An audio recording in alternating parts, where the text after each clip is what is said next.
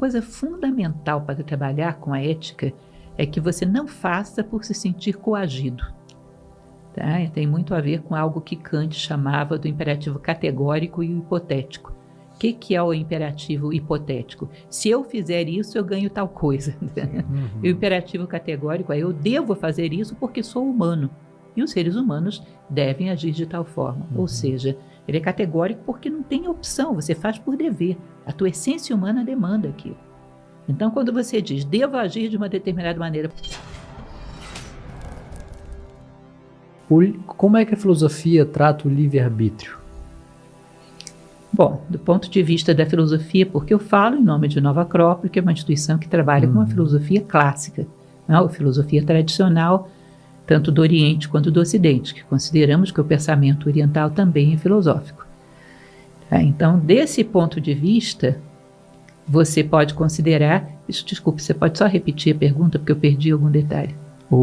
Como a filosofia trata o livre-arbítrio? Sim, o livre-arbítrio.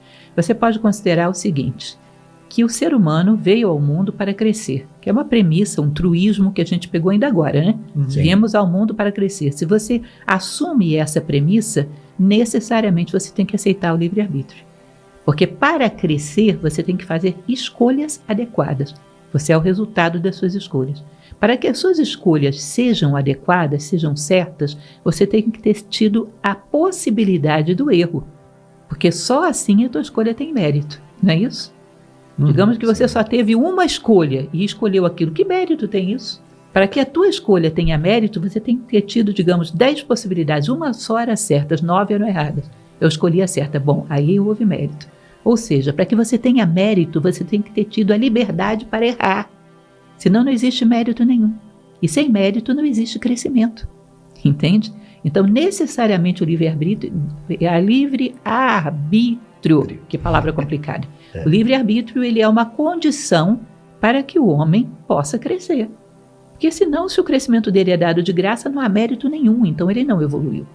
A evolução, o crescimento, o desenvolvimento do ser humano consiste em fazer escolhas adequadas quando há a possibilidade de fazer escolhas inadequadas. E se há a possibilidade de fazer escolhas inadequadas, significa que ele era livre. Se ele foi condicionado, zero mérito. O mérito é da natureza. Professora Lucilena, a moral e a ética, ela é a mesma coisa ou a gente pode distinguir a ética da moral? Existe um detalhe que é curioso nessa questão, que é o fato de que quando você trabalha com ética, você vai lançar mão da etimologia grega, que é o etikos. E quando você trabalha com oral, você vai lançar mão da etimologia latina, que é o mores, né? Mores, moralis.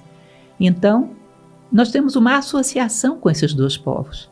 Todo mundo considera, é uma associação histórica não tão precisa assim, mas todo mundo considera o grego mais filosófico, mais pensador, enquanto que o latino, o romano, é mais guerreiro, é mais prático, né?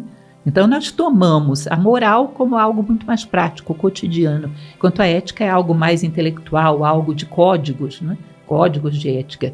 Mas, na essência, se você for buscar tanto gregos quanto romanos, eles acreditavam que ética, que moral, era um conjunto de preceitos que deveriam reger o teu comportamento.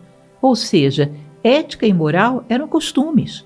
Era exatamente a mesma coisa. Era aquilo que regia o seu comportamento. Não pode haver uma diferença entre um e outro, que é como se houvesse uma dissociação entre teoria e prática. Eu tenho um código de ética, mas na prática eu faço outra coisa.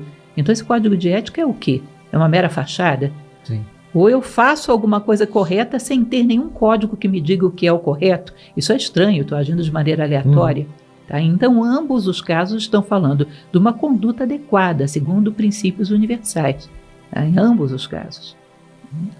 Diante das situações hoje que vivemos, né, como que colocamos a ética e conseguimos trabalhar com a ética dentro da gente no nosso dia a dia?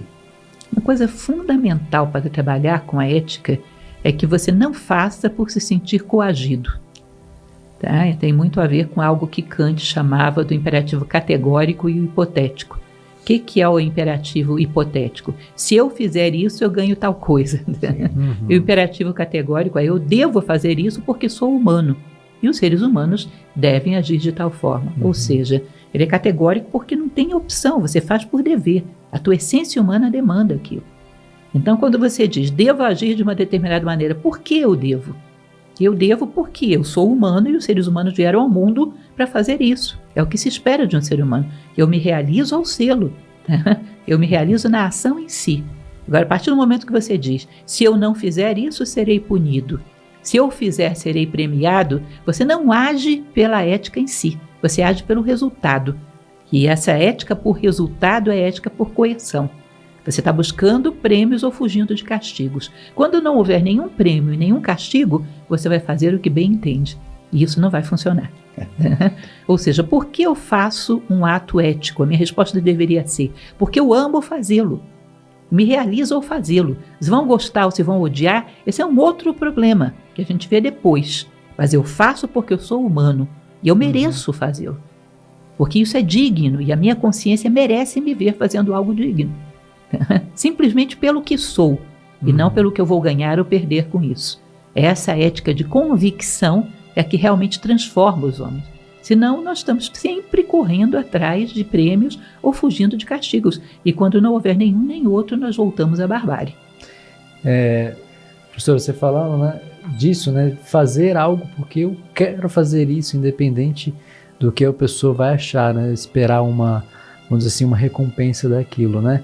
E às vezes a gente vê na sociedade, acontece diversas questões que a pessoa, por exemplo, tem uma catástrofe. Aí algumas pessoas ficam lá, eu estou ajudando, eu já colaborei com isso, aquilo, eu estou fazendo bem para aquelas pessoas. Como ser humano, a gente fazer o bem ao próximo, a gente tem que esperar algo em troca? Existe um poema que eu gosto muito que diz que o maior prêmio de quem ama é justamente estar amando. O maior prêmio de quem pratica o bem é justamente estar praticando. Se você espera alguma coisa depois, significa que é uma ação por interesse, não é realmente o bem. E às vezes o interesse é justamente esse, de ir para a internet e colocar a sua fotografia lá contribuindo. Por aí você já percebe que existe uma compensação. Mais uma vez, uma frase bíblica que eu considero muito filosófica é aquela que a sua mão direita não saiba o que sua mão esquerda fez. Não existe nenhuma necessidade de uma compensação posterior. O próprio fato de eu estar fazendo já é a compensação em si. É aquilo que na tradição oriental eles chamam de retação, o caminho do meio. Qual é a minha compensação? É a ação em si, é o simples fato de eu estar fazendo e não nada que venha depois. Qualquer compensação secundária já significa que há um interesse em jogo. Não é pelo bem em si, é pelo que você vai ganhar com isso, ainda que seja seguidores em alguma rede social.